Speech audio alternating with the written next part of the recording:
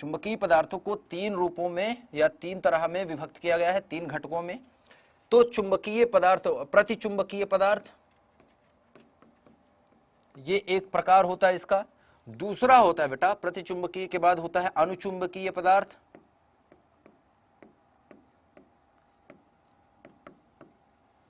अनुचुंबकीय पदार्थ। और तीसरा होता है बेटा, यहां पर तीसरा जो है वो होता है लौह चुंबकीय पदार्थ।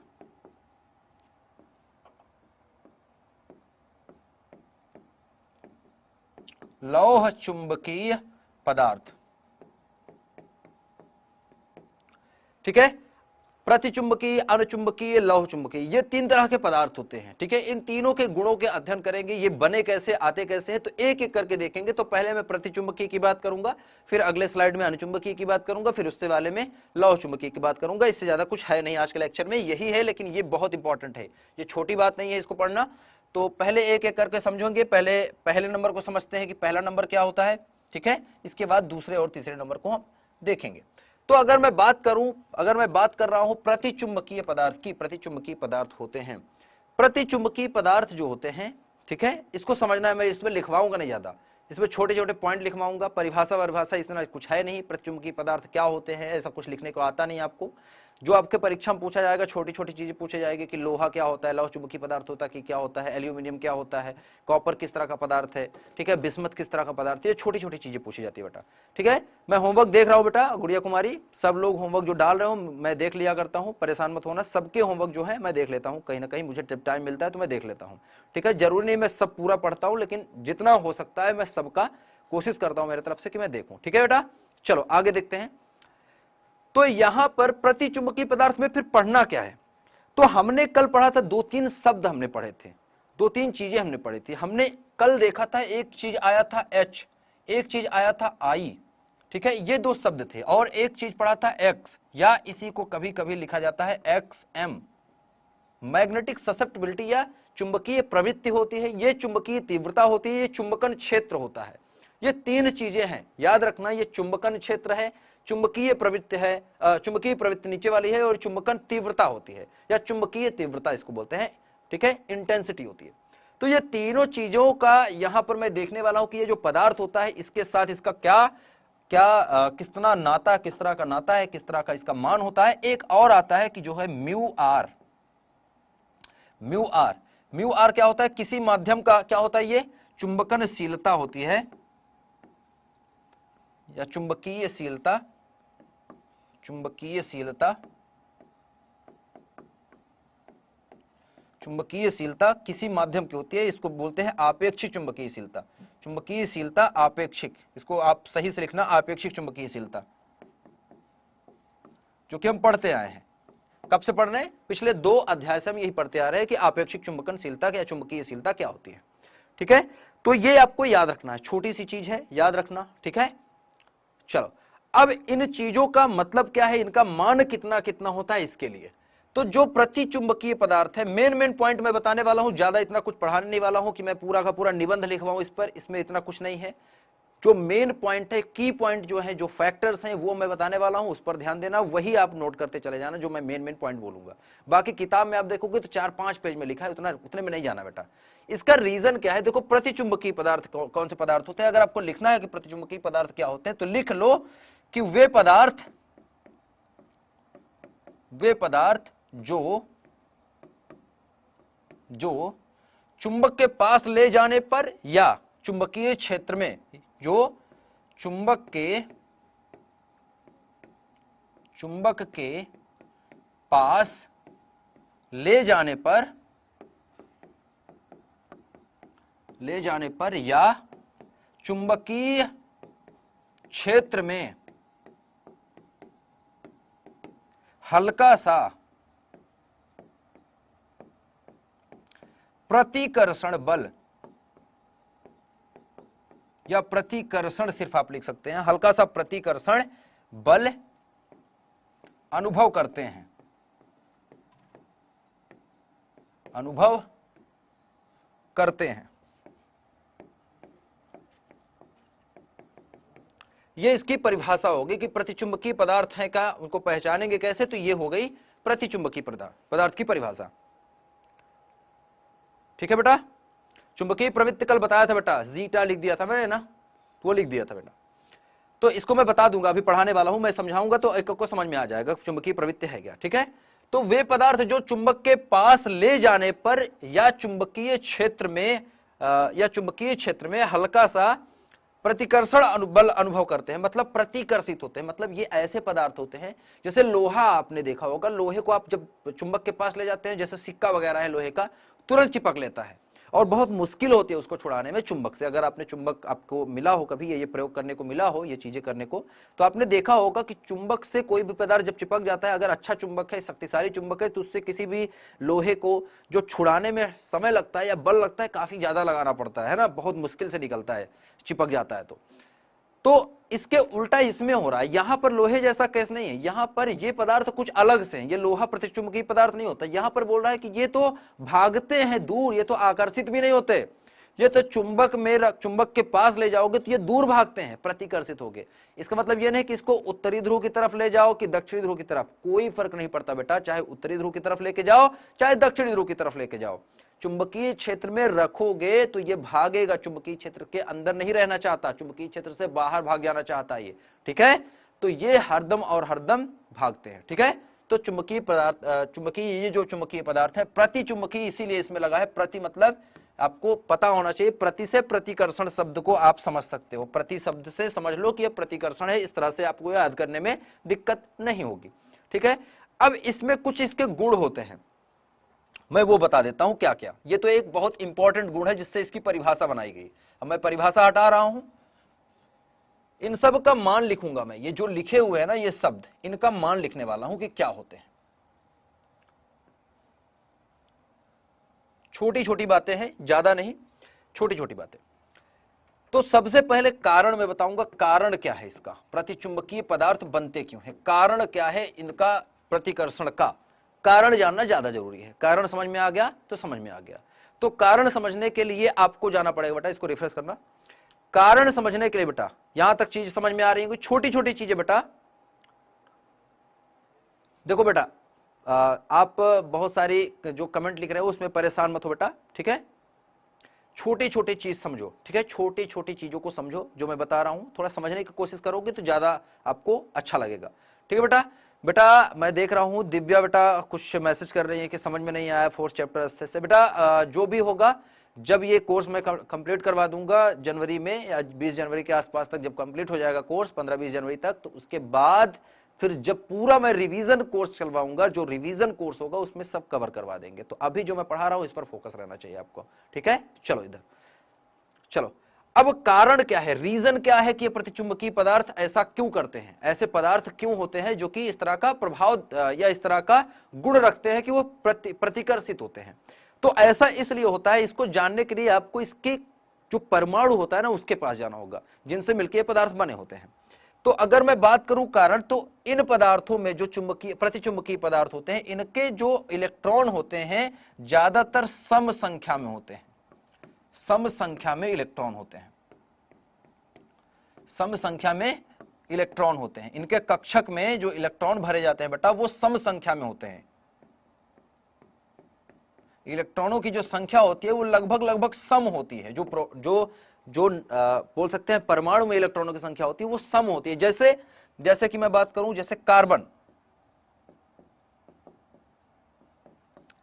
की बात करूं, तो कार्बन की बात करूं या कॉपर की बात करूं, तो इन सब में जैसे कार्बन में क्या होता है, C6 लिखते हैं ना, C6 छह क्या हो जाते हैं बेटा, 6 क्या है इलेक्ट्रॉन होते हैं। कार्बन में कितने इलेक्ट्रॉन है, 6 इलेक्ट्रॉन है। तो यहां पर जो कार्बन है इसमें देखो तो 6 जो हैं, या इसको हम इस तरह से, आपने केमिस्ट्री पढ़ी होगी तो इसमें विपिन चौबीसा सर आपको बताए होंगे, पढ़ाए होंगे, इस तरह से उसमें कक्षक में भरा जाता है 1s2s2p करके। ठीक है, तो इसमें क्या होता है, एक चक्रण ऊपर एक नीचे इस तरह भरते हैं। p में 2 आता है, ये s होता है, ये p होता है। p में कितने जा सकते हैं बेटा, 6 जा सकते हैं, s में 2 जा सकते हैं, 2 भर गया। अब कितने बचा, 6 बचा है। 6 में से क्या होगा, एक इसमें, एक इसमें, एक इसमें, और एक उल्टा होता है। तो ये जो इस तरह से भरे जाते हैं यहां पर, तो देखो तो कहीं ना कहीं ये जैसे एस कक्षक की बात करें तो एस में क्या होता है बेटा, एस में क्या होता है, इसमें एक इलेक्ट्रॉन ऊपर की तरफ घूम रहा है, एक नीचे की तरफ। इसका मतलब क्या है, एक इलेक्ट्रॉन का जो चुंबकीय क्षेत्र है उसका देखो तो एक इलेक्ट्रॉन, जैसे मैं यहां दिखाऊं आपको, तो मान लो एक इलेक्ट्रॉन जो है ये घूम रहा है कक्षक में कुछ इस तरह से, मान लो वामावर्त घूम रहा है। दूसरा इलेक्ट्रॉन, ये इलेक्ट्रॉन इस तरह से घूम रहा है, ठीक है, इस दिशा में घूम रहा है ऐसे, पहला इलेक्ट्रॉन। तो इसके वजह से जो चुंबकीय क्षेत्र आ रहा है, एक तरफ दक्षिणी ध्रुव बनाएगा, एक तरफ उत्तरी ध्रुव बनाएगा, ठीक है। और दूसरा इलेक्ट्रॉन इसी के पास जो है, जो यहीं पर दूसरा इलेक्ट्रॉन है बेटा इसी कक्षक में, वो इसके उल्टा घूमता है, ठीक है। तो होता क्या है, क्योंकि दोनों इलेक्ट्रॉन हैं और दोनों के पास उतना ही आवेश है, दोनों इसी कक्षक में है, दोनों उसी तरह से घूम रहे हैं, तो क्या होता है कि दोनों की जो चुंबकीय क्षेत्र होती है बेटा, वो एक दूसरे को कैंसिल कर देते हैं बेटा, वो एक दूसरे से कैंसिल हो जाती हैं। इसी वजह से जो कुल चुंबकीय प्रभाव है इसका, वो शून्य हो जाता है। कुल चुंबकीय प्रभाव इसका शून्य होने का कारण यही है कि जो इलेक्ट्रॉनों का चक्रण होता है, ठीक है, वो एक दूसरे के विपरीत हो जाता है और एक दूसरे का प्रभाव जो होता है चुंबकीय, वो कैंसिल कर देते हैं। इसीलिए बोला जाता है इसको अगर भौतिक विज्ञान में शब्द के साथ बोले, ठीक है, तो इसको मैं बोलूंगा, इसको मैंने मिटा दिया, ठीक है। इसमें अगर मैं बोलूं तो कारण जो इसका है, इसमें लिखा जाता है कि इसका कुल जो चुंबकीय द्विध्रुव आघूर्ण होता है, चुंबकीय द्विध्रुव आघूर्ण, इसके इलेक्ट्रॉनों का जो होता है, जिसको m बोलते हैं, बड़ा M, ये क्या होता है बेटा, 0 होता है इसका, ये याद रखना। और इसी वजह से बेटा, इसी वजह से क्या होता है, इसी वजह से ये चुंबकीय पदार्थ जो होता है, जिसको हम प्रतिचुंबक बोल रहे हैं, प्रतिचुंबकीय पदार्थ, उसका कुल प्रभाव 0 होने की वजह से इसका कोई भी प्रभाव नहीं दिखता है और ये भागता है, ठीक है, क्योंकि इसके अंदर कोई भी चुंबकीय द्विध्रुव आघूर्ण नहीं है, जिसकी वजह से इसका चुंबकीय प्रभाव ये दर्शाया, ठीक है। तो ये भागता है, दूर भागता है, ठीक है। चलो ये हो गया। अब इसके कुछ पॉइंट है, 1 2 3 पॉइंट लिख लेते हैं, कुछ चीजों का मान लिख लेते हैं। पहला चीज है ये कि जो प्रतिचुंबकीय की बात कर रहे हैं, ठीक है, प्रतिचुंबकीय पदार्थ की बात कर रहे हैं, ठीक है, प्रतिचुंबकीय पदार्थ पहला वाला जो था, तो प्रतिचुंबकीय पदार्थ का कारण हमने समझा। अब अगर यहां पर देखो, इसको रिफ्रेश करते रहो भैया, हाँ ठीक है बेटा। चलो अब इसको मैं बोलूं कि इसका जो कारण है वो हो गया। अब मैं इसमें यहां पर 2 3 पॉइंट इसमें लिखते हैं। तो जो इसके म्यू आर का मान होता है बेटा, म्यू आर का मान जो होता है, मतलब जो इसका बोल सकते हैं, जो कि चुंबकनशीलता होती है बेटा, बहुत कम होती है, बहुत कम होती है, ठीक है। चुंबकीय प्रवृत्ति जो होती है, प्रवृत्ति क्या होता है बेटा, चुंबकीय जो प्रवृत्ति होती है जिसको हम बोलते हैं, चुंबकीय प्रवृत्ति का मतलब होता है बेटा, चुंबकीय प्रवृत्ति का क्या मतलब होता है, चुंबकीय प्रवृत्ति का मतलब होता है कि कोई भी पदार्थ का एकांक आयतन में चुंबकीय तीव्रता का कितना प्रभाव है, ठीक है, वो कितने आसानी तरीके से चुंबक और उसको प्रतिचुंबक बनाया जा, मतलब चुंबक और अनुचुंबक बनाया जा सकता है, या उसको बोल सकते हैं कितने आसानी से वो चुंबकीय प्रभावों को दर्शाता है, ठीक है। तो ये बताता है एक्स एम, या इसी को हम बोलते हैं एक्स, ये काई एम या काई सिर्फ बोला जाता है, इसको काई से या काई एम से निरूपित किया जाता है, अभी बताया था कुछ देर पहले। तो ये इसका मान जो होता है ये ऋणात्मक होता है बेटा, इसका मान क्या होता है, प्रतिचुंबकीय पदार्थ के लिए काई एम का मान ऋणात्मक होता है, ऋणात्मक होता है, ठीक है। ये छोटे छोटे पॉइंट है, लिख लो, ऋणात्मक होता है। और इसी तरह से एक चीज और लिख दो, इसका तीसरी चीज इसकी क्या है बेटा, ये होता है तीसरी चीज, इसके कुछ उदाहरण लिख लेते हैं। तीसरी चीज इसके कुछ उदाहरण की बात करें अगर, तो आता है कॉपर, ठीक है, कॉपर हो जाता है।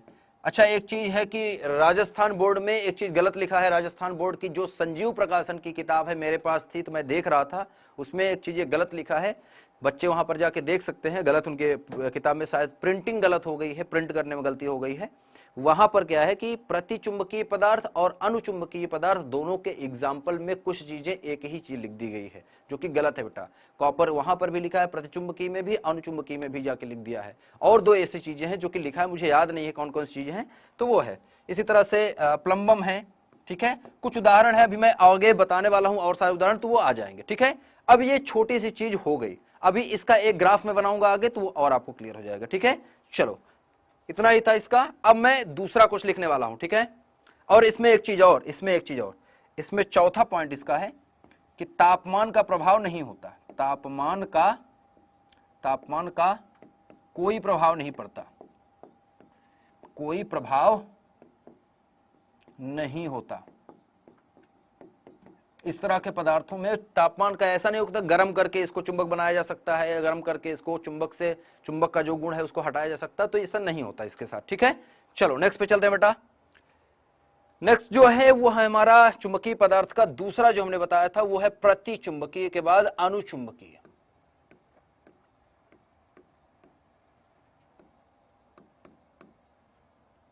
अनुचुंबकीय पदार्थ, तो जो अनुचुंबकीय पदार्थ है बेटा, अनुचुंबकीय जो पदार्थ होते हैं इनकी खासियत क्या होती है, तो इनकी परिभाषा लिखो बेटा।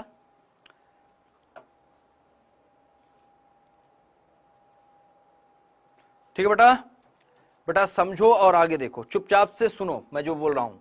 ठीक है, अब देखो अनुचुंबकीय जो पदार्थ है जिसको पैरामैग्नेटिक मटेरियल्स बोलते हैं, तो पैरामैग्नेटिक मटेरियल्स या अनुचुंबकीय पदार्थ क्या होते हैं, तो इनका गुण होता है ये पदार्थ, इस तरह लिख सकते हैं, इनकी परिभाषा लिखो कि ये पदार्थ मतलब अनुचुंबकीय पदार्थ जो है चुंबकीय क्षेत्र में हल्का सा आकर्षण बल या आकर्षित होते हैं, हल्का सा आकर्षण बल अनुभव करते हैं या आकर्षित होते हैं, आकर्षण बल अनुभव करते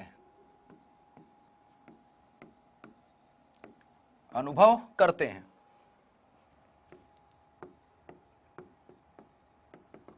ठीक है, या चुंबक के पास ले जाने पर थोड़ा सा ये चिपक जाते हैं। ठीक है बेटा,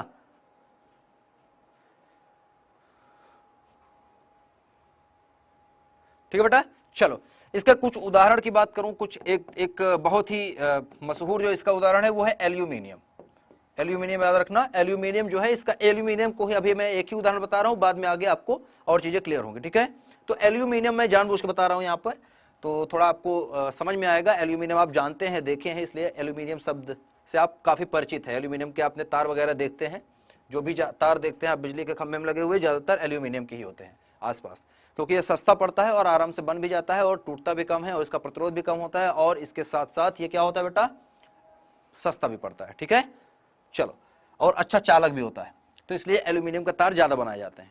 तो अनुचुंबकीय पदार्थ जैसे एल्यूमिनियम ये हल्का सा अनुभव करेगा, हल्का सा चुंबकीय बल अनुभव करता है ये। ठीक है, मतलब आकर्षण का बल ये अनुभव करता है, मतलब एल्यूमिनियम को अगर आप देखो एक छोटा चुंबक के पास एल्यूमिनियम को लेके जाओगे नहीं चिपकेगा, लेकिन एक बहुत बड़ा शक्तिशाली चुंबक होगा तो उसके पास अगर हम एल्यूमिनियम के लेके जाएंगे तो आसानी से चिपक जाएगा। ठीक है, आसानी से चिपक जाएगा एल्यूमिनियम।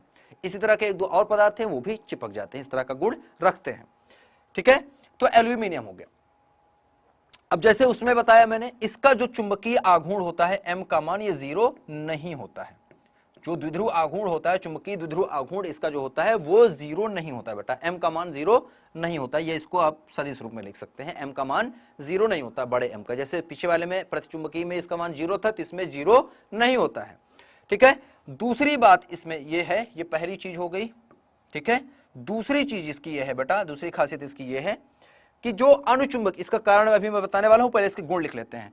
इसका जो काई m का या चुंबकीय प्रवृत्त का, या इसको हम काई सिर्फ बोलते हैं, इसका ये जो मान होता है ये क्या होता है, धनात्मक होता है, और क्या होता है, 1 के आसपास होता है। ठीक है, धनात्मक होता है, ऐसा लिख सकते हैं हम, बस आप इतना लिखो कि धनात्मक होता है। बाकी एक टेबल अभी मैं दिखाऊंगा, उस टेबल में सारी चीजें मिल जाएंगी। तीसरा जो होता है बेटा, तीसरा क्या है यहां पर, तीसरा यह है कि इस पर ताप का प्रभाव पड़ता है, ताप का प्रभाव पड़ता है, तो उसका मैं अभी एक ग्राफ बनाऊंगा, ग्राफ बना के मैं आपको समझा दूंगा कि ताप का प्रभाव किस तरह पड़ता है। तो तीनों पदार्थों को एक साथ दिखाऊंगा मैं, तो तीनों पदार्थों को पहले मैं बता दूंगा, परिभाषा लिखवा दूंगा, उसके बाद में वो ग्राफ दिखाने वाला हूं आपको। और ये जो ग्राफ मैं बनाने वाला हूं ये आपकी किताब में नहीं है, ये आपके सिर्फ समझने के लिए है। ठीक है, चलो, ये हो गया चुंबकीय प्रवृत्त का मान धनात्मक होता है। कुछ और चीजें होती है छोटी छोटी, अब इसका कारण पहले देखते हैं, कारण ज्यादा इंपॉर्टेंट है। कारण, तो कारण अगर आप लोग थोड़ा सा दिमाग लगाएंगे तो मैं कारण बता चुका आपको, अगर थोड़ा सा आप दिमाग लगाओगे तो मैं अभी मैंने कारण बताया आपको, लेकिन आपने उसको देखा नहीं शायद। कारण मैं कहीं ना कहीं बता चुका आपको, तो कहां बताया मैंने कारण, कारण ये है बेटा, यही है कारण इसका। कारण क्या है इसका? कारण ये होता है कि इस पदार्थ में हम बोल सकते हैं कि ये ऐसे पदार्थ होते हैं जिनमें छोटे छोटे द्विध्रुव पाए जाते हैं। किस तरह के? चुंबकीय द्विध्रुव पाए जाते हैं, छोटे छोटे चुंबकीय द्विध्रुव की जैसी चुंबकीय द्विध्रुव पाए जाते हैं, इसके अंदर उपस्थित होते हैं, जिसके वजह से इसके पास चुंबकीय इसके पास कह सकते हैं कि आकर्षण का बल अनुभव करता है या चुंबकीय प्रभाव ये दर्शाता है बेटा। हाँ बेटा, ऑक्सीजन भी होता है, ऑक्सीजन भी, O2 भी होता है। तो यहां पर ये चुंबकीय प्रभाव जब दर्शाता है तो इसका रीजन यही है कि इसका द्विध्रुव आघूर्ण या चुंबकीय द्विध्रुव आघूर्ण बेटा इसका 0 नहीं होता है। तो इसमें 0 क्यों नहीं होता? क्योंकि ये ऐसे पदार्थ होते हैं जिसमें विषम इलेक्ट्रॉन होते हैं। विषम इलेक्ट्रॉनों का संख्या विषम होती है, विषम मतलब सम नहीं होती। तो इसमें क्या होता है बेटा कि इलेक्ट्रॉनों की संख्या जब विषम हो जाती है तो क्या होता है कि अगर मान लो कि 3 इलेक्ट्रॉन वाली बात करें, जैसे लिथियम है, हाइड्रोजन, हीलियम और लिथियम। लिथियम में कितने होते हैं बेटा? 3 इलेक्ट्रॉन होते हैं, 3 इलेक्ट्रॉन। तो अगर 3 इलेक्ट्रॉन की बात करें तो 2 इलेक्ट्रॉन तो एस में फिल हो गए, मान लो इन्होंने एक दूसरे का प्रभाव खत्म कर दिया, लेकिन जो पी के अंदर एक इलेक्ट्रॉन बचा हुआ है, पी ऑर्बिट में एक इलेक्ट्रॉन जो बचा हुआ है, वो क्या होता है बेटा? ये इसके वजह से, ये दोनों तो खत्म कर दिया एक दूसरे का प्रभाव मान लो, लेकिन ये एक बचा है अभी, और इसके वजह से एक चुंबकीय, अगर देखो तो एक चुंबकीय प्रभाव दर्शाने के लिए एक इलेक्ट्रॉन है, इसलिए इसका एम का मान 0 नहीं हो रहा है। ठीक है बेटा, कमेंट्स दिखाते रहो मुझे क्या है। ठीक है बेटा, ये विषम क्यों होते हैं और क्यों नहीं है? केमिस्ट्री में आपने नहीं पढ़ा क्या? केमिस्ट्री नहीं बेटा, फिजिक्स पढ़ रहे हैं बेटा। ठीक है बेटा, विषम नहीं। आपको भूख लगती है तो आप रोटी खाते हो, रोटी होती है तो, चावल होती है तो चावल खाते हो, है ना? और आपके सामने अगर रसगुल्ला रखा हो तो रसगुल्ला भी खा लोगे। लेकिन अगर पेट भरा है आपका, पेट भर गया आपका, तो चाहे जो रखा है आपके सामने, क्या ही फर्क पड़ता है। तो वैसा ही है कुछ। विषम क्यों होते हैं, सम क्यों होते हैं? तो विषम क्यों होते हैं? क्योंकि उनका स्ट्रक्चर ही है, उनके अंदर इलेक्ट्रॉन होते हैं, इसीलिए तो वो उस तरह के एलिमेंट है, इसीलिए तो उस तरह के वो तत्व बोले जाते हैं ना, 118 तत्व जो बोलते हैं बेटा। तो 118 तत्व में 1 से लेके 118 तक चले जाते हैं। तो 118 मतलब 118 इलेक्ट्रॉन उसमें है। हाइड्रोजन में 1 इलेक्ट्रॉन, हीलियम में 2 इलेक्ट्रॉन, इसीलिए तो उनका नाम इस तरह पड़ा है, उनके गुणों पर, इलेक्ट्रॉनों के आधार पर। ठीक है, तो किस तरह से हम देखते हैं, ये इसका रीजन है। ठीक है, चलो अब ये छोटी छोटी चीजें इसकी हो गई, तो इसका कारण क्या होगा कि इसमें विषम इलेक्ट्रॉन होते हैं, और जैसे कि हमने बताया कि एक या एक से अधिक इलेक्ट्रॉन अगर हैं तो वो क्या है बेटा, क्या है? वो अपना प्रभाव दिखाएंगे, चुंबकीय प्रभाव दिखाएंगे, क्योंकि उनका सारा का सारा चुंबकीय प्रभाव 0 नहीं हो रहा है। हर एक इलेक्ट्रॉन का 0 नहीं हो रहा है, कुछ इलेक्ट्रॉन बच जाते हैं जिनका चुंबकीय प्रभाव दिखता है, संयुक्त रूप से दिखता है, और इसी वजह से यह चुंबकीय प्रभाव दर्शाता है और अनुभव करता है आकर्षण का बल। ठीक है, छोटी सी बात है बेटा। चलो आगे चलते हैं, चलो आगे चलते हैं। ये हो गया। अभी मैं इसमें फिर से आऊंगा, एक बार फिर से दिखाऊंगा आपको। अब देखो यहां पर जो है बेटा, तीसरे पदार्थ की बात करूं, अगर मैं तीसरे पदार्थ की अगर मैं बात करूं, तीसरा पदार्थ क्या है बेटा? तीसरा है लौह चुंबकीय, लौह चुंबकीय पदार्थ। ये बहुत खतरनाक तरह के पदार्थ होते हैं, जितने भी चुंबक वगैरह बनाए जाते हैं वो लौह चुंबकीय पदार्थ के बनाए जाते हैं। ठीक है बेटा, अब देखो लौह चुंबकीय पदार्थ है बेटा, जो लौह चुंबकीय पदार्थ है, इसकी परिभाषा अगर लिखें तो वे पदार्थ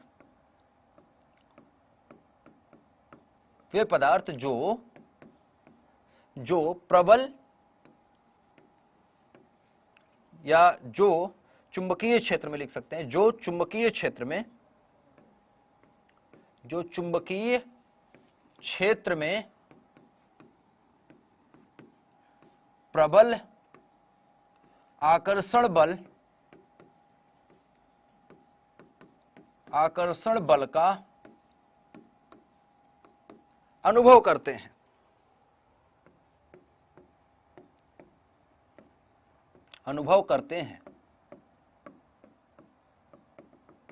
ठीक है, छोटी सी बात है। प्रबल जो आकर्षण बल होता है उसका अनुभव करते हैं, मतलब आराम से, छोटा सा भी एक चुंबक है ना तो उसके पास भी आप देखोगे तो तुरंत चिपक जाएगा वो लोहे से। इसके कुछ उदाहरण है, देखो लौह चुंबकीय पदार्थ ज्यादा नहीं होते, गिने चुने 2-3 हैं, तीन या चार, मैक्सिमम 4 होते हैं, ज्यादातर देखोगे तो 3 ही होते हैं। और 3 कौन से होते हैं? इसका उदाहरण बहुत शक्तिशाली जो होते हैं, और इससे ज्यादा होते नहीं। पूरे के पूरे पेरियोडिक टेबल में जो 118 तत्व हैं उसमें से 3 या जो बहुत मुश्किल से 4 होते हैं, लेकिन चौथा जो होता है इतना कुछ खास नहीं होता। मेन 3 होते हैं, कौन सा? फेरस, फेरस होता है, निकिल होता है और कोबाल्ट होता है। ये 3 जो होते हैं बेटा बहुत ही शक्तिशाली लौह चुंबकीय पदार्थ होते हैं, बहुत ही अच्छे लौह चुंबकीय पदार्थ। और लौह चुंबकीय पदार्थों में सबसे जो ज्यादा चुंबकीय प्रभाव दर्शाता है वो है लोहा, जिसको Fe बोलते हैं, लोहा। इसीलिए कहीं ना कहीं इसका नाम जो पड़ा है लौह चुंबकीय पदार्थ, क्योंकि ये लोहे के नाम से लिया गया है। ठीक है, समझ में आ रही बात? बेटा मैं देख रहा हूं कि आप लोग इलेक्ट्रॉन पे फंस गए हैं और वहीं पर अटक गए हैं। अभी आप जब जागोगे नींद से अचानक से तो आपको लगेगा अरे सर तो आगे पहुंच गए, अब ये बोल देते हैं कि रिपीट कर दो तो सर रिपीट कर देंगे। तो बेटा ये आपकी गलत फहमी है ना, आप ये गलत सोच रहे हैं। आपको लगता होगा कि जब हम लिख देंगे रिपीट कर दो तो रिपीट करेंगे ही, ये गलत बात है बेटा। रिपीट मैं तब करूंगा जब मुझे सच में लगता है कि आपको समझ में नहीं आया होगा। ठीक है, तो फालतू के कमेंट अगर मुझे दिखेंगे तो बेटा अच्छी बात नहीं है, ये पढ़ाई पर करो।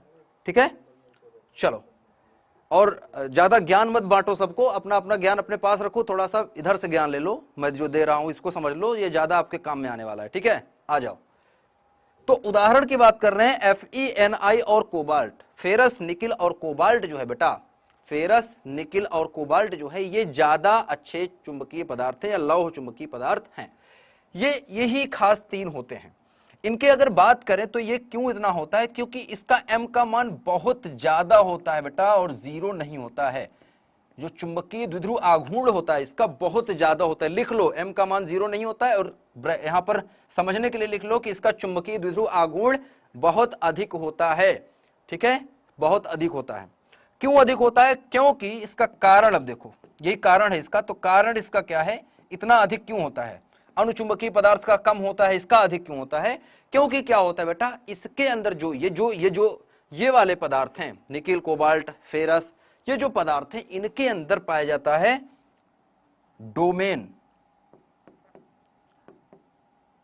वो रेंज और डोमेन की बात नहीं कर रहे हैं, मैं रेंज और डोमेन वाली बात नहीं कर रहा, गणित की बात नहीं है ये डोमेन जो होते हैं बेटा, डोमेन एक तरह का क्षेत्र होता है, एक तरह का क्षेत्र होता है। ध्यान से सुनना मेरी बात, ये आप जब MSc वगैरह करने जाओगे ना तब आपको ज्यादा अच्छे समझ में आएगी। तो मतलब अभी आप बच्चे ही हैं और थोड़ा सही से सुन लो। इसके अंदर पाया जाता है डोमेन। डोमेन क्या होता है? एक तरह का क्षेत्र होता है, एक तरह का रीजन। क्षेत्र मतलब वो इलेक्ट्रिक फील्ड और ये मैग्नेटिक फील्ड की बात नहीं कर रहा हूं, वो ऐसा वाला क्षेत्र नहीं बेटा। ठीक है बेटा, मैं बोल रहा हूं कि डोमेन एक तरह का क्षेत्र, क्षेत्र मतलब एरिया की बात कर रहे हैं। ये क्षेत्र मतलब एरिया है, ये मतलब फील्ड नहीं है, एरिया की बात कर रहे हैं। ठीक है, एरिया एक जगह। ठीक है बेटा, डोमेन जो होता है, जो डोमेन होता है वो क्या है? डोमेन जो होता है इसको हम बोल सकते हैं, सही मायने में बोले तो ये चुंबकीय डोमेन होते हैं, एक तरह के चुंबकीय डोमेन होते हैं। अब ये डोमेन होते क्या है? ये क्षेत्र जो होते हैं, ये एरिया जो होते हैं, इसमें क्या होता है कि इलेक्ट्रॉनों का समूह होता है। इलेक्ट्रॉनों का नहीं, ये होता है द्विध्रुव का, चुंबकीय द्विध्रुव का समूह होता है, एक तरह का चुंबकीय जो द्विध्रुव होते, समझने के लिए आप ऐसा समझ सकते हैं, द्विध्रुव का समूह होता है जहां, जिसको हम डोमेन बोलते हैं। चुंबकीय द्विध्रुव बहुत ज्यादा होते हैं जहां पर, उसी तरह से एक समूह होता है ये। ठीक है, जिसको हम डोमेन बोलते हैं। अब ये चुंबकीय द्विध्रुव का समूह किस तरह से दिखता है इसको इधर समझते हैं, आ जाओ फटाफट से। देखो, प्रश्न तब पूछा करो जब समझ में ना आए, और प्रश्न तब पूछो जब मैं कहूं कि समझ में आया या नहीं। बीच की क्लास में जब मैं खुद वो चीज बता रहा हूं तब समूह क्या है, ये क्या है, वो क्या है, अरे बोलने तो दो, मुझे बताने तो दो बेटा, काहे इतने परेशान हो रहे हो?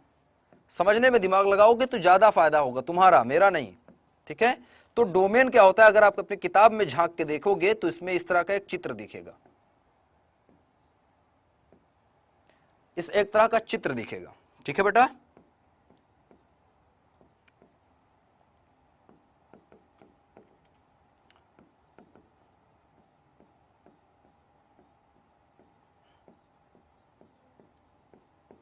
ऐसा सा एक चित्र दिखेगा। ठीक है बेटा, इस तरह का एक चित्र दिखेगा। अब ये देखो, ये डोमेन है, ये क्या है, ये डोमेन है, ये डोमेन है। अब ये डोमेन है क्या?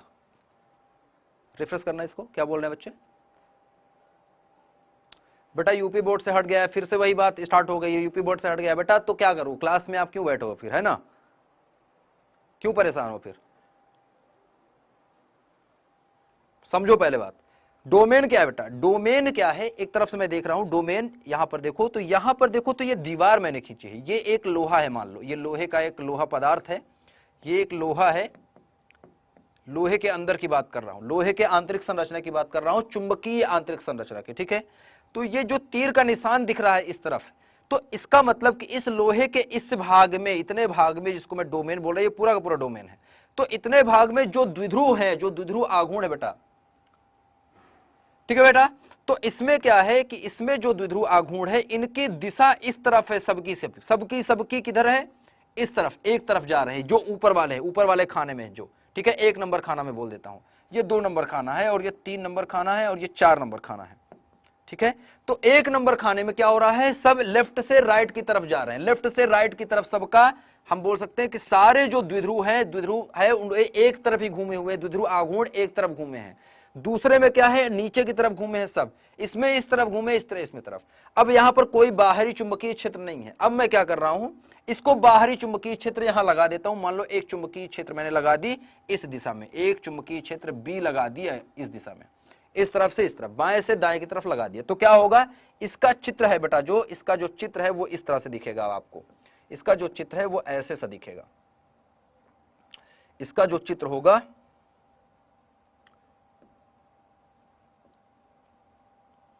ठीक है बेटा। या थोड़ा सा और इसको सही से बनाते हैं,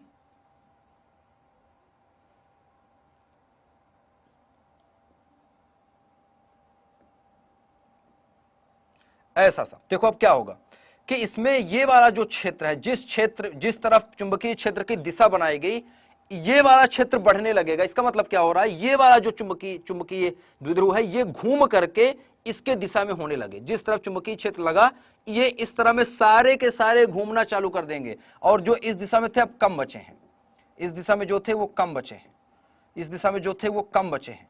अब मैं और शक्तिशाली चुंबकीय क्षेत्र लगा दूं इस दिशा में, तो क्या होगा, जैसे जैसे मैं चुंबकीय क्षेत्र बढ़ाता जाऊंगा, जैसे जैसे चुंबकीय क्षेत्र बढ़ाता जाऊंगा, ये सारे इस तरफ घूमते चले जाएंगे, जो नीचे तरफ घूमे वो सीधा होंगे, जो इधर घूमे हैं पलट करके उधर हो जाएंगे, जो ऊपर घूमे हैं वो आगे हो जाएंगे, चुंबकीय क्षेत्र की दिशा में चलते जाते हैं। इसका मतलब कि अंत में देखने को मिलेगा कि जो अंत वाला जो चित्र है वो इस तरह हो जाएगा, अंत में हम देखेंगे सारा का सारा जो चुंबकीय द्विध्रुव आघूर्ण है या चुंबकीय जो द्विध्रुव है वो एक तरफ हो जाएंगे, किस तरफ, चुंबकीय क्षेत्र की दिशा में।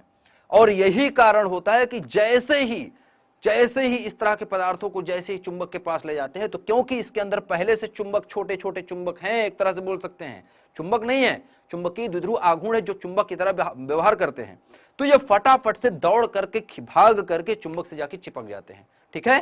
चुंबकीय क्षेत्र में जैसे ही रखते हैं या चुंबक के पास रखते हैं, तो चुंबक के पास चुंबकीय क्षेत्र होता है, जैसे ही रखते हैं तो ये तुरंत घूम जाते हैं, और घूम करके चुंबक की जिस तरफ होता है उस तरफ दौड़ पड़ते हैं, और इसी तरह ये खींच जाते हैं। समझ में आई बात। तो जिस तरफ जहां पर भी इसको फील्ड दिखेगा, चुंबकीय क्षेत्र दिखेगा, उधर ये घूम जाएंगे बेटा, ठीक है। चलो फटाफट से, अब एक चीज मुझे पूछना था आप लोगों से, वैसे एक छोटा सा ये दिखा देता हूं आपको, ये इसका एक वो ले लो, स्क्रीनशॉट ले लो आप लोग, इसमें सारी चीजें लिखी हैं, मेन चीजें इसमें लिखी हैं, जो भी इंपॉर्टेंट चीजें थी, अगर मैं पढ़ना चाहूं तो पढ़ देता हूं एक बार। जैसे कि अनुचुंबकीय पदार्थ, प्रतिचुंबकीय पदार्थ या लौह चुंबकीय पदार्थ होते क्या है, इनमें अंतर क्या है, तो छोटी छोटी चीजें हैं, जल्दी से इसको देख लो। इसमें क्या है, ये पदार्थ शक्तिशाली चुंबक द्वारा हल्का अनुभव करते हैं, ये क्या होते हैं, प्रतिकर्षित होते हैं, ये ज्यादा आकर्षित होते हैं, ये सब चीजें वही लिखी हैं। मेन चीज यहां है, मेन चीज यहां लिखा है कि हाँ, यहां से 4 नंबर से मेन चीज लिखा है, जो मेरे मतलब की है, आपेक्षिक चुंबकनशीलता का मान 1 से अधिक होता है, ठीक है। मतलब म्यू आर का मान ये बोल रहा है, इसके लिए म्यू आर का मान बोल रहा है ग्रेटर देन 1 होता है, जो कि धनात्मक मैंने लिखा था आपको। इसके लिए क्या होता है, 1 से कम होता है, मतलब म्यू आर का मान जो होता है आपेक्षिक चुंबकनशीलता 1 से कम होती है। इसके लिए क्या होता है, म्यू आर का मान बेटा बहुत बहुत अधिक होता है, 1 से काफी ज्यादा होता है, धनात्मक होता है। इसमें देखो, इन पदार्थों के स्थायी चुंबक नहीं बनाए जा सकते हैं, इसके भी नहीं बनाए जा सकते, क्योंकि ये तो चुंबकीय गुण दर्शाता ही नहीं, प्रतिकर्षण दिखाता है। और ये वाला इसके बनाए जाते हैं सिर्फ, ठीक है, लौह चुंबकीय के बनाए जाते हैं, ठीक है। पांचवा जो है हो गया। छठवां जो है, इन पदार्थों के चुंबकीय प्रवृत्ति धनात्मक किंतु कम होती है। जैसे कि मैंने बनाया कि x का मान जिसको काई बोलते हैं, काई का मान या काई m का मान क्या होता है, धनात्मक होता है। इसके लिए क्या होता है, धनात्मक होता है। इसके लिए क्या होता है, काई m का मान क्या होता है बेटा, ऋणात्मक होता है। इसके लिए क्या होता है, बहुत बहुत ज्यादा होता है। धनात्मक तो होता ही है लेकिन ज्यादा होता है इसके लिए, ठीक है, धनात्मक और ज्यादा होता है, हम ये बोल सकते हैं, ठीक है, जैसे कि मैंने बताया था। लास्ट जो है उदाहरण, मैग्नीज, प्लेटिनम, सोडियम, एल्यूमिनियम, ये सब क्या है, ये अनुचुंबकीय पदार्थ हैं। प्रतिचुंबकीय की बात करें तो बिस्मथ है, फास्फोरस है, एंटीमनी, पारा, वायु आदि जो होते हैं ये चीज हैं। छोटी छोटी चीजें उदाहरण लोहा, इस्पात, निकिल, कोबाल्ट, ये जो होता है क्या है, लौह चुंबकीय पदार्थ है। ठीक है बेटा, ये छोटी सी बात थी, छोटी सी बात थी, ठीक है। अब एक आपको मैं कर्व दिखाता हूं। कर्व मतलब एक छोटा सा मैं आपको दिखाऊंगा कि एक ग्राफ है, एक ग्राफ मैं आपको दिखाना चाहूंगा। एक ग्राफ में जो मैंने जो बताया था आपको कि एक ग्राफ बनाऊंगा मैं, तो ग्राफ देखो क्या है।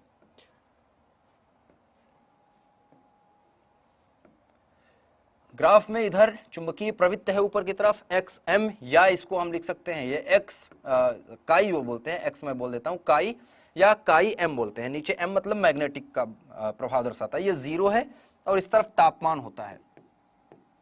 तापमान का प्रभाव किस तरह इस पर पड़ता है, तापमान को T से निरूपित कर रहे हैं और तापमान को माना गया है इसमें केल्विन में, तापमान को केल्विन में लिया गया है, ठीक है। अब देखो यहां पर क्या होगा कि जो ग्राफ है कुछ इस तरह से दिखेगा बेटा। ग्राफ जो होता है वो कुछ इस तरह से दिखता है।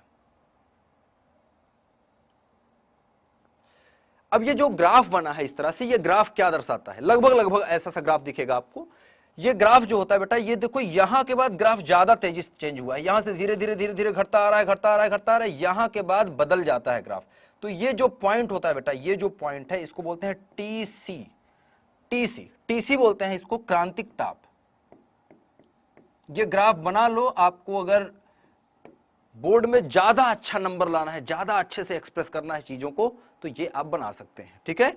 तो क्रांतिक ताप बोलते हैं इसको, और आपके टीचर इसको देखेंगे तो खुश हो जाएंगे, अगर अच्छा टीचर होगा चेक करने वाला तो, ठीक है। अब देखो ये वाला जो रीजन है, ये वाला जो क्षेत्र है बेटा, कौन सा क्षेत्र की बात मैं कर रहा हूं, मैं इस क्षेत्र की बात कर रहा हूं। ये वाले जो क्षेत्र है, ये क्षेत्र क्या दिखाता है, ये दिखाता है, पहला वाला क्षेत्र दिखाता है लौह चुंबकीय पदार्थ का बिहेवियर, लौह चुंबकीय पदार्थ, ठीक है। लौह चुंबकीय पदार्थ जो होते हैं बेटा, देखो इसका मतलब क्या हो रहा है कि पहले 0 पर इसका xm का मान लौह चुंबकीय पदार्थ का बहुत ज्यादा है, लेकिन जैसे जैसे तापमान बढ़ रहा है, ये क्या हो रहा है, इसका चुंबकत्व घटता जा रहा है। मतलब चुंबकीय गुण जो होता है इसका धीरे धीरे नष्ट हो रहा है तापमान बढ़ाने पर। तापमान बढ़ाने पर जो चुंबक का गुण होता है वो नष्ट होता रहता है।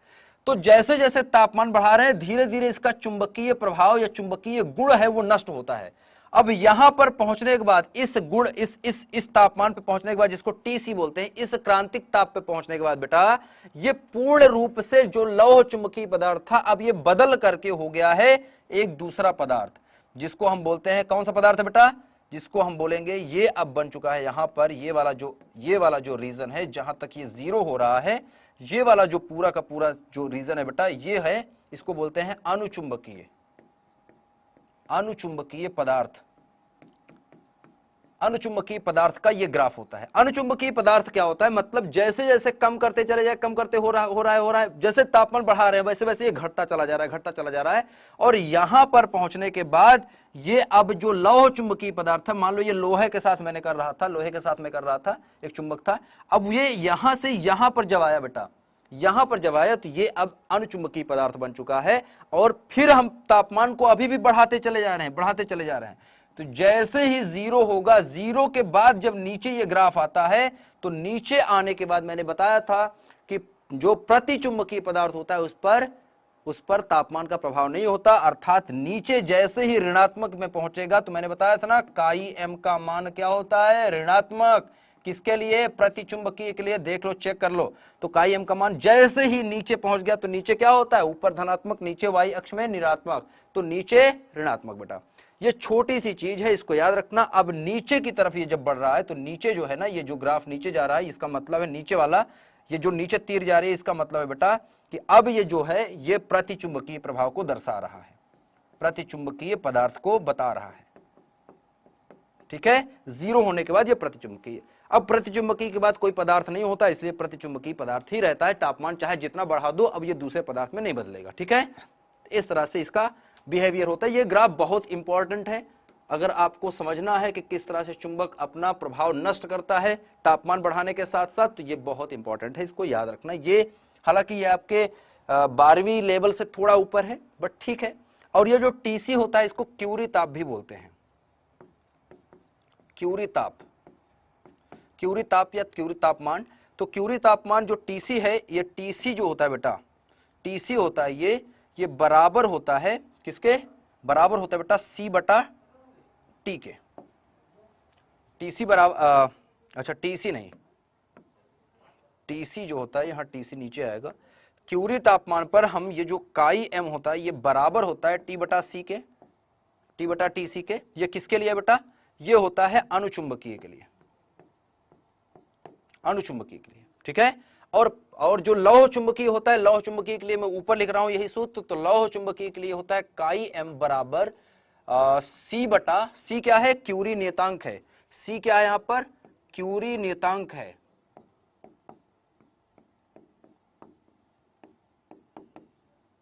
क्यूरी नियतांक। ठीक है, सी क्या है बेटा यहां पर? क्यूरी नियतांक यहां भी है, और ये होता है बेटा T minus TC, T minus TC या टी माइनस टीसी, हाँ शायद टी माइनस टीसी। तो ये जो सूत्र होता है आपको, ये आता है लौह चुंबकीय के लिए, लौह चुंबकीय पदार्थ के लिए। ठीक है, मिक्स मत करना, सही से लिखना। ठीक है, ये था, हो गया यहां तक, सबको समझ में आया अभी तक क्या चला? ये छोटी चीज थी, वो क्यूरी क्यों लिखा है? क्यूरी क्योंकि ये क्यूरी ने ही इसको बताया था। ठीक है बेटा, प्रभास बेटे को मैं बहुत देर से देख रहा हूं कि वो फालतू की चीजें कर रहा है। ठीक है, फालतू के मैसेज। चलो, अब मैं एक छोटा सा एक चीज पूछना चाहूंगा आपसे, विद्युत चुंबक बताने से पहले। ये आपने पढ़ रखा है, ये आप पढ़ चुके हो। ठीक है, एक चीज मैं पूछना चाहता हूं बेटा कि आप लोग जब अगले महीने, जब जैसे कि एक महीना खत्म होता है, दूसरा महीना आता है, जब आपका प्लान खत्म होता है एक महीने का जो आप खरीद रखे हो, तो दूसरे महीने में जो आपको पेमेंट करने में अगर दिक्कत होती हो तो आप मुझे बता सकते हैं। क्या किसी को दिक्कत होती है क्या? जल्दी से, एक पोल है, जल्दी से मुझे बताओ कि कितने बच्चे हैं जिनको पेमेंट करने में नेक्स्ट मंथ, मतलब अगले महीने के प्लान को करने में उनको दिक्कत आ रही है, पेमेंट करने में दिक्कत आ रही है? जल्दी से बताओ, जल्दी बताओ मुझे, कितने बच्चों को दिक्कत आती है? अपने से कर पाते हो पेमेंट या नहीं? और दिक्कत आती है तो जल्दी से हाँ बोलो, जल्दी से।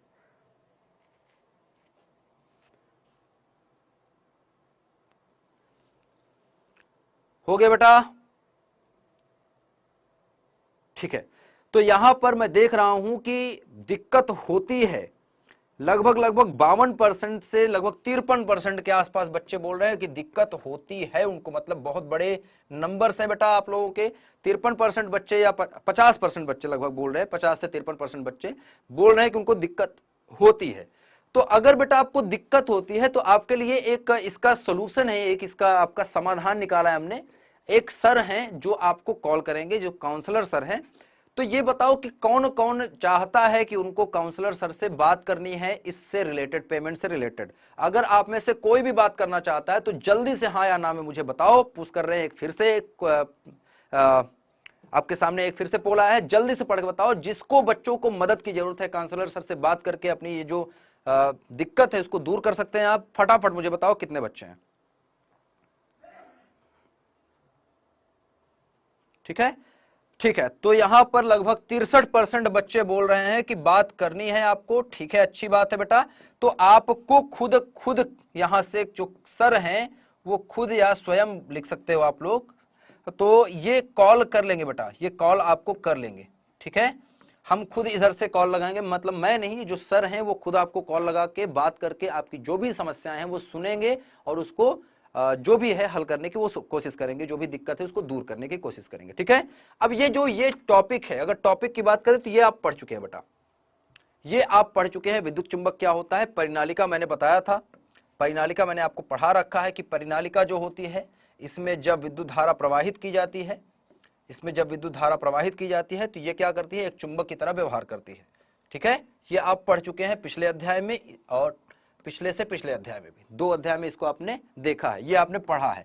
तो परिनालिका जो होती है एक तरह का चुंबक होता है, विद्युत चुंबक होता है। जब तक इसमें विद्युत धारा बहाई जाती है तब तक ये चुंबकीय प्रभाव होता है, नहीं तो जैसे ही विद्युत धारा बहाना, इसमें आई जो धारा बह रही थी, करंट जो बह रही है, उसको जैसे ही रोकेंगे ये फिर से चुंबकीय प्रभाव इसका खत्म हो जाएगा, मतलब फिर से ये जैसी परिनालिका थी वैसी बन जाएगी। ठीक है, एक स्प्रिंग की तरह होती है। ठीक है, तो ये आपने पढ़ रखा है, तो इसको आगे चलते हैं लेके।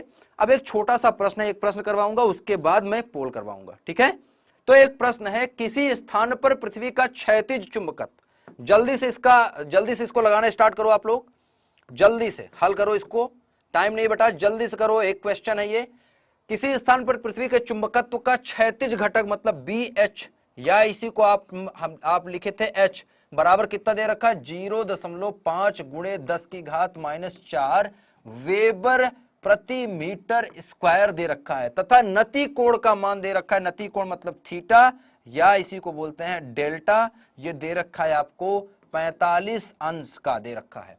तो आपसे पूछ रहा है ऊर्ध्व घटक मतलब बी वी का मान या वी का मान क्या होगा, ये आपसे पूछा है। तो फटाफट से बेटा आपको पता है क्या करना है, क्या करना है आपको पता है, इसमें छोटा सा सूत्र है, वी बटा एच बराबर होता है बेटा tan थीटा के। ठीक है, तो v बटा एच बराबर tan थीटा। अब देखो v का मान आपको निकालना है, h का मान दे रखा है, तो v बराबर हो जाएगा बेटा h tan थीटा, बस कुछ नहीं करना है। v बराबर h का मान दे रखा है 0.5 गुणे 10 की घात -4। ये मैं सूत्र क्यों, ये सवाल क्यों लिख रहा हूं, क्योंकि ये बोर्ड में आया हुआ सवाल है बेटा। ठीक है, tan थीटा का मान कितना दे रखा बेटा 45, tan 45 का मान कितना होता है 1, तो v का मान भी उतना ही होगा जितना h का मान है। ठीक है, v का मान भी उतना ही होगा जितना h का मान है बेटा। ठीक है, चलो ये हो गया। अब एक और प्रश्न था, इसको होमवर्क के रूप में लिख लेना, स्क्रीनशॉट ले लो फटाफट से, इसको होमवर्क ले लेना, या पीछे क्लास में आके फिर से इसको देख लेना क्या था, रिकॉर्डेड वीडियो जो होगी। ये होमवर्क में ये भी सवाल है, छोटा सवाल है, कर लेना दोनों को। अब आते हैं क्विज पे।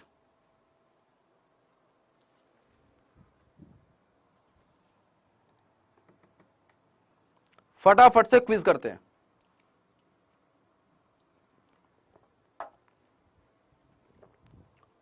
जल्दी से जल्दी से जल्दी से,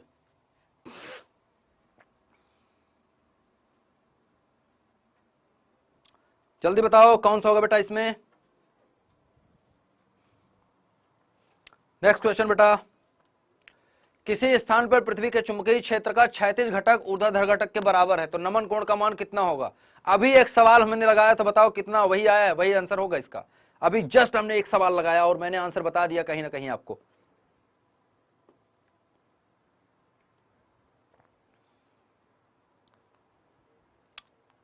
नेक्स्ट पर बेटा, स्वतंत्रता पूर्वक लटका चुंबक भूचुंबकीय ध्रुवों पर ठहरता है किस दिशा में।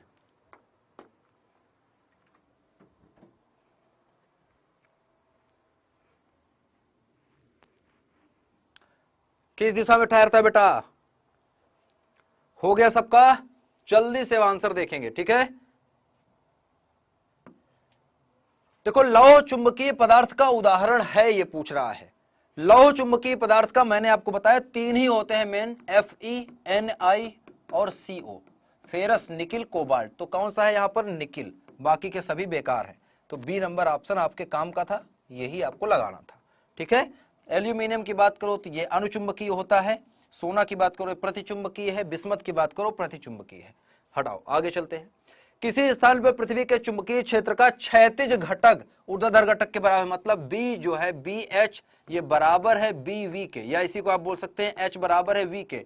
इसका मतलब क्या निकल रहा है कि जो हमारा सूत्र होता है, सूत्र क्या बेटा, सूत्र होता है कि v बटा एच बराबर जो हम लिखते हैं tan थीटा, तो यहां पर v और h आपस में बराबर हो गए, मतलब v बराबर h लिख सकते हैं, मतलब ये कट जाएंगे एक दूसरे से, तो tan थीटा बराबर कितना आ गया 1, तो थीटा बराबर मतलब 45 अंश, थीटा बराबर 45 अंश। अभी सवाल में देखा था ना, दोनों के लिए समान आंसर आया था, क्योंकि थीटा 45 अंश दिया था, इसीलिए जो h का मान था वही v का मान आया था। यहाँ पर देखो अभी जो सवाल लगाया था हमने, v का मान भी वही आया था, जो h का मान दिया हुआ है वही चीज आया था। क्यों, क्योंकि थीटा बराबर 45 अंश दे रखा था। ठीक है, इसलिए इसका उल्टा था, यहाँ पर उल्टा पूछा गया था।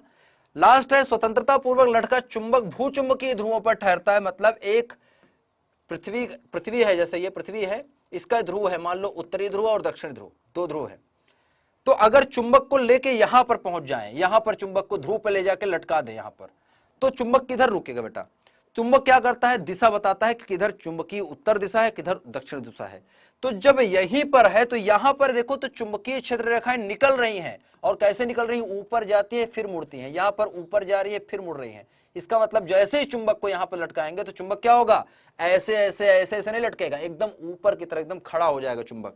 किस तरह खड़ा हो जाएगा बेटा? कुछ इस तरह से कि इसका उत्तरी ध्रुव ऊपर की तरफ होगा, क्योंकि उत्तरी ध्रुव पे ले जाएंगे तो उत्तरी ध्रुव ऊपर की तरफ जाएगा, प्रतिकर्षित होगा, और दक्षिणी ध्रुव नीचे की तरफ आएगा, एस। ठीक है, और अगर दक्षिणी ध्रुव पे ले जाएंगे तो इसका उल्टा बनेगा, दक्षिणी ध्रुव पे ले जाएंगे तो एस ऊपर आएगा इधर और एन इधर आएगा। ठीक है, वही चीज। ठीक है, तो इसलिए क्या होगा, पूर्णतः ऊर्ध्वाधर, ए होगा, ए आंसर होगा इसका। ठीक है, ठीक बेटा। अब एकदम लास्ट गृह कार्य है नमन कोण या नति कोण की परिभाषा, आपको पता है, फटाफट से लिखना है। ये सारे चीजें जो आपको होमवर्क दिया है फटाफट से कर लेना। इसी के साथ ये एक चैप्टर होता है खत्म, और इससे जुड़े जितने भी प्रश्न वगैरह हैं कुछ हमने बताए थे आपको कल भी, और अगर जरूरत पड़ेगी तो जब रिवीजन क्लासेस स्टार्ट होंगी तो उसमें मैं इस चैप्टर को फिर से एक बार रिवाइज करवा के इसके क्वेश्चंस वगैरह करवाऊंगा। तो परेशान मत होना कि क्वेश्चन न्यूमेरिकल्स वगैरह डिस्कस नहीं हो रहे हैं, सब होंगे बेटा। ठीक है, क्योंकि ये डाउट नट है और यहाँ पर सारे डाउट क्लियर होते हैं। तब तक के लिए बाय बाय, मिलते हैं कल।